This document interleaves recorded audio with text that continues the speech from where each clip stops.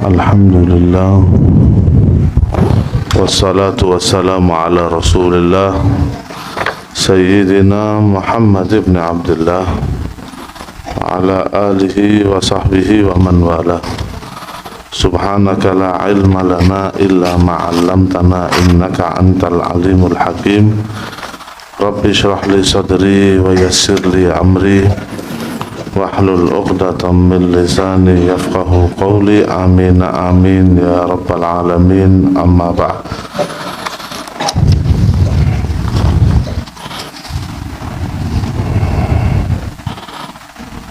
Qala al-mu'allif al-imam Abi Abdullah al-imam Abi Hamid Muhammad bin Muhammad al-Ghazali nafa'ana Allahu bihi wa bi ulumihi fi darain amin ila an qala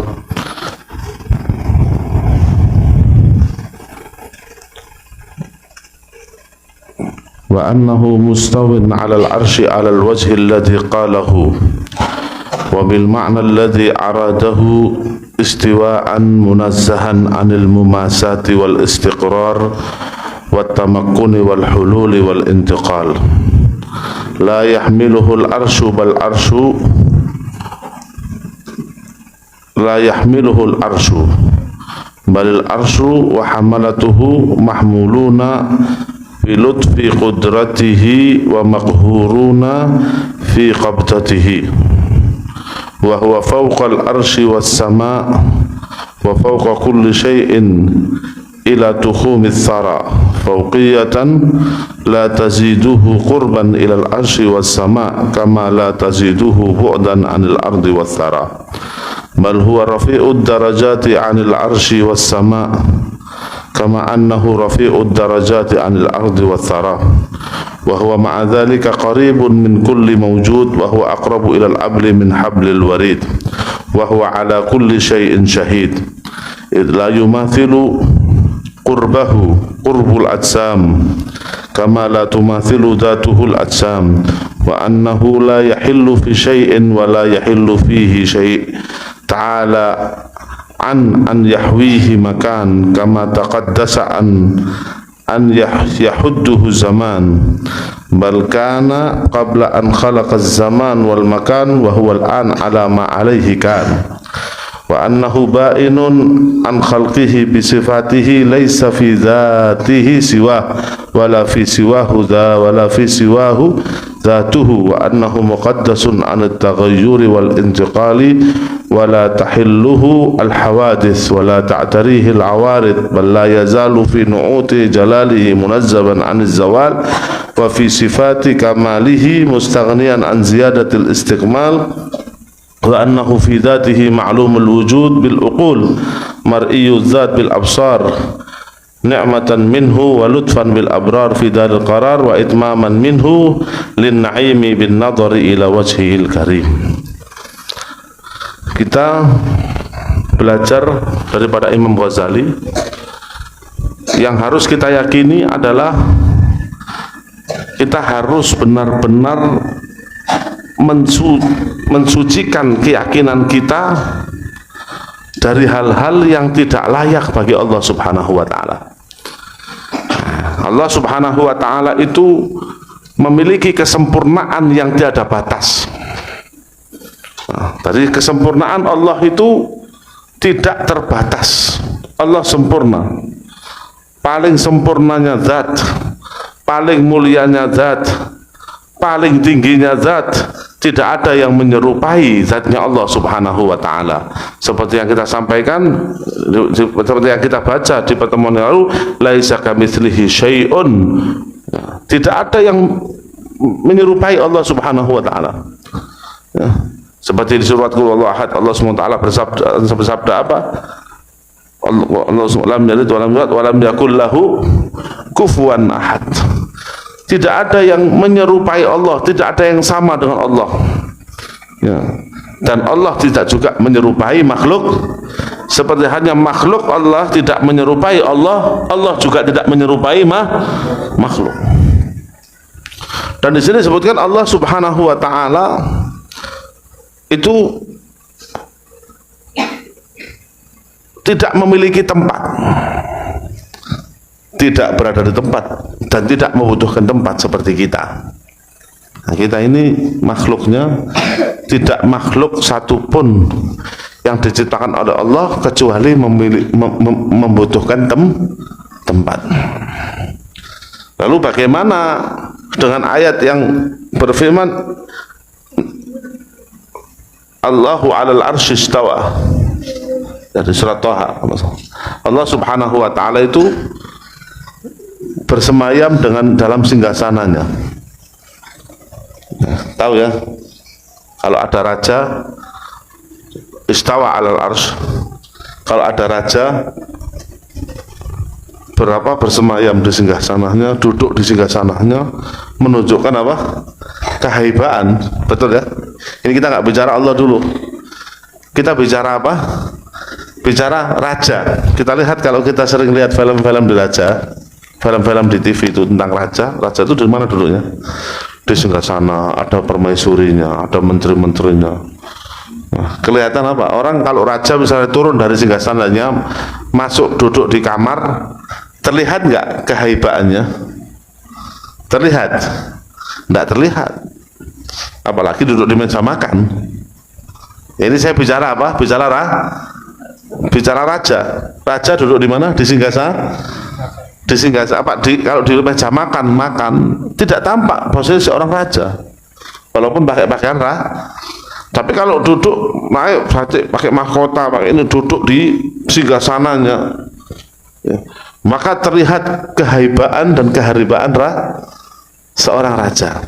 Nah, Allah Subhanahu wa taala diibaratkan dalam Al-Qur'an istawa 'alal arsy. Innallaha, apa kalau tidak salah, Allahu 'alal arsy istawa ya. Di surat apa? Di surat Thaha. Itu disebutkan di surat Thaha ini, tak kaget ini.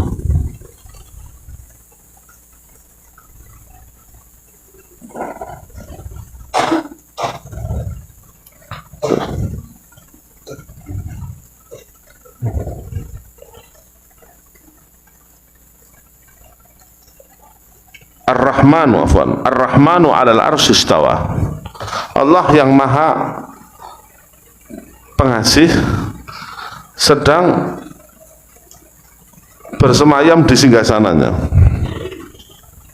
Nah, ini kan kalau kita jangan membayangkan seperti bersemayamnya seorang raja di singgasananya, bukan. Nah, itulah Allah SWT sangat berbeda dengan makhluk. Lalu apa maksudnya Allah Subhanahu wa taala, ya, apa yang dimaksudkan di sini? Allah Subhanahu wa taala berada dalam singgasananya yang bersemayam di atas arsy-Nya, singgasananya bersemayam. Tahu bersemayam ya, duduk di atas singgasana. Di ayat Al-Qur'an disebut begitu. Lalu apa maknanya? Maknanya Allah Subhanahu wa taala bersemayam sesuai yang Allah inginkan, yang sesuai Allah, yang layak bagi Allah. Apa bersemayamnya Allah sama dengan makhluknya? Kalau bersemayamnya raja butuh kursi. Tapi kalau Allah Subhanahu wa taala tidak membutuhkan kursi, bagaimana bersemayam Allah? Bersemayamnya Allah adalah bersemayam yang layak bagi Allah. Itu yang harus kita yakini. Tidak boleh kita membayangkan tidak boleh kita membayangkan Allah itu duduk di arsy-Nya, bersemayam di arsy-Nya seperti raja bersemayam. Kenapa? Laisa kamitslihi syai'un wa huwas. Allah tidak mirip dengan siapapun, tidak sama dengan apapun. Lalu bagaimana bersemayamnya Allah? Bersemayamnya Allah adalah sesuai dengan apa? Dengan kehendak Allah dan sesuai dengan apa yang terjadi, apa yang layak bagi Allah. Nah, kalau Allah bersemayam seperti raja, maka masih butuh istana, masih butuh apa? Kursi, ya, masih butuh tempat. Tapi Allah nggak butuh apa-apa, tidak butuh apa-apa. Nah, sebut sini innahu masawun 'alal arsy 'alal wajhi alladhi qalahu wa bil ma'na alladhi aradahu. Ya. Jadi Allah Subhanahu wa taala bersemayam itu tidak sesuai dengan apa yang dikatakan oleh Allah dalam Al-Quran, sesuai apa yang layak bagi Allah Subhanahu wa Ta'ala, dan maknanya sesuai apa yang diinginkan oleh Allah Subhanahu wa Ta'ala. Jadi kita nggak tahu, seperti yang tak katakan kemarin, tidak bisa kita menghukumi. Kalau ada banyak bagaimana Allah bersemayam, jawab aja, kami ini nggak ngerti karena kita nggak pernah melihat. Tidak boleh seseorang itu mengatakan sesuatu yang dia tidak ketahui. Kalau orang mengatakan sesuatu yang dia tidak ketahui, maka tidak ada bedanya dengan orang gila. Orang gila itu ngoceh dari pagi sampai malam, tidak tahu apa yang dia ocehkan, ngerti? Nah, kadang-kadang kita di akhir zaman ini, naudzubillah min dzalik, sering kita menghukumi sesuatu, sering kita berbicara tentang sesuatu yang kita tidak tahu, yang kita belum pernah belajar, yang kita tidak ngerti. Gak boleh, kita harus diam. Di Al-Quran ada Ar-Rahmanu 'alal 'arsy istawa. Allah Subhanahu wa Ta'ala Maha Pengasih bersemayam di atas arsy-Nya. Bagaimana arsy-Nya Allah? Apa singgasananya seperti singgasananya raja? Oh tidak, si arsy-Nya Allah yang sesuai dengan apa yang sesuai dengan kenyataan yang ada pada Allah sekarang. Ya, sesuai yang layak bagi Allah, yang sesuai dengan Allah, dan tidak ada tempat sama sekali, dan tidak membutuhkan kepada apapun. Ya. Orang kalau raja bersemayam butuh busa, mosok kursi ini kelotakan dari kayu itu loro punggungnya, ya kan, butuh busa yang empuk, yang mahal kan gitu. Nah, kan enggak butuh apa. Allah bersemayam sesuai yang Allah inginkan, maknanya sesuai yang Allah inginkan.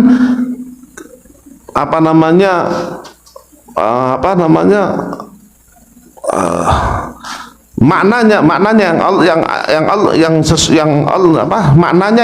dengan apa yang Allah inginkan.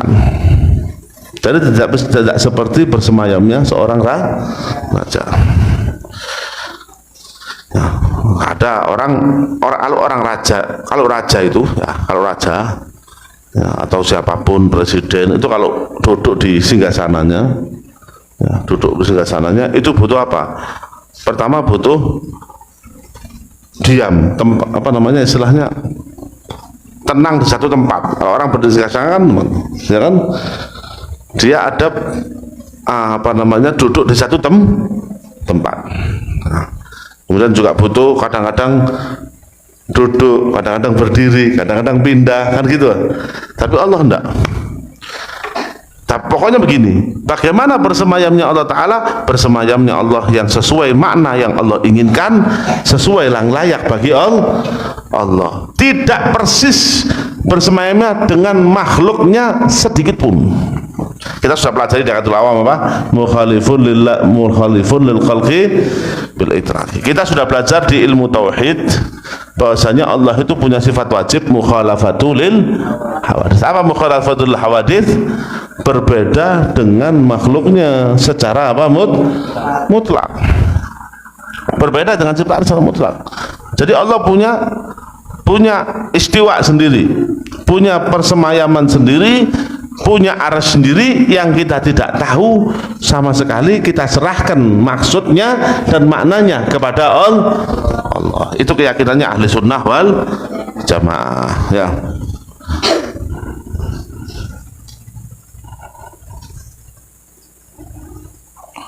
Juga yang perlu kita yakini, walaupun Allah itu tidak memiliki tempat, tapi wa huwa ma'adzalika qaribun min kulli mawjud.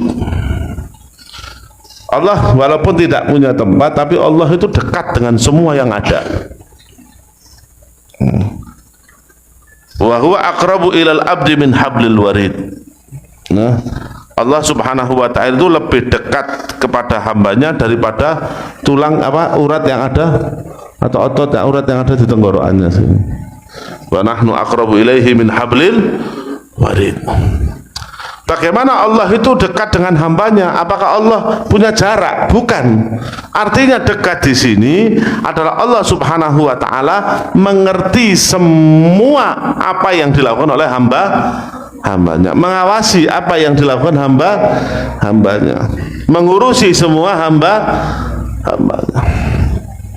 Ya. Orang yang terdekat kita tidak mungkin bisa mengurusi seperti apa yang diurusi Allah. Saya tanya, sekarang orang yang terdekat kita siapa? Di rumah. Hah? Orang yang terdekat kita siapa? Siapa? Orang tua. Orang tua itu ngawasi kita tidak bisa 24 jam. Ya. Ngerti? Orang tua kita itu pernah nggak ngawasi kita selama 24 jam? Kalau ngawasi nggak pernah kejeding nanti, nggak pernah tidur. Ya. Kadang-kadang kita bangun, orang tua kita tidur. Makanya kadang-kadang kita, waduh, kalau orang tua lengah kita kesempatan nakal ya. Nah, kalau orang tua orang yang paling dekat dengan kita ya, tidak bisa mengawasi kita 24 jam. Allah Subhanahu wa taala mengawasi kita 24. Kalau orang tuamu nggak tahu, Allah tahu. Kalau orang tuamu nggak ngerti, Allah mengerti. Kalau orang tuamu lengah, Allah tidak akan pernah lengah. Kalau orang tuamu ngantuk, Allah tidak pernah ngantuk. Kalau orang tuamu itu kadang lupa, Allah Subhanahu wa taala tidak pernah lupa. Jadi itu maksudnya Allah itu dekat dengan hamba. Kita lihat kambing itu berkeliaran, kadang-kadang kita lalai. Iya tuh. Kadang-kadang kita lalai. Kadang-kadang kita nggak ngerti. Tapi Allah Subhanahu wa taala yang mengatur nafasnya, yang mengatur detak jantungnya, yang mengatur kerja lambungnya. Apakah Allah Subhanahu wa taala tidak dikatakan dekat dengan mereka? Kita aja ya tidak bisa mengatur lambung. Lambung preo dhisik. Ojo hari Minggu, kalau Minggu lambung prei ya. Tidak ada. Kita tidak bisa meremot apa yang ada dalam tubuh. Tidak bisa kita ngeremot sama sekali. Nah, kita mau ngeremot, ya apa adalah ngeremot? Bisa kita ngeremot jantung. Jantung, kalau kamu 1 detik berdetak sekali, sekarang kalau 1 detik berdetak 2 kali sampai 3 kali, bisa kita ngatur. Mata, ya, basah terus tidak pernah kering. Bisa, waduh, PP dimatiin sekali-sekali kering, jerit-jerit nanti kalau kering. Betul ya? Jerit-jerit kalau kering. Jadi kita tidak bisa mengatur pergerakan dalam tubuh kita. Bayang, siapa yang lebih dekat dari diri kita? Kita ini yang memiliki diri tidak bisa mengatur. Allah bisa mengatur apa enggak? Allah yang mengatur. Apakah Allah SWT tidak dikatakan walahnu aqrabu ilaihi min hablil warid? Ya. Ana aqrabu ilaihi min hablil warid. Lebih dekat dari Allah. Allah itu lebih dekat dengan kita, lebih mengerti, lebih mengurus kita daripada apa? Lebih dekat daripada otot yang urat-urat yang ada di tenggorokan.